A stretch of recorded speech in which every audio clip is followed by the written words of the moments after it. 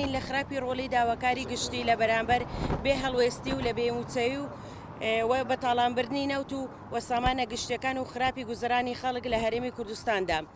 بۆیە داواکارین چیتر سەرۆکاتی داواکاری گشتی خەمسارد و دەستەوەستان نەبێت و بە ئەرچی سەرشانی خۆتان هەڵسن و چونکە دڵنیاین ئاگاداری ڕەوشی خراپی خەڵک و تەواوی نەعەداڵەتەکانی کابینەی نەوەمی حکوومەتی هەرێمی کوردستانن.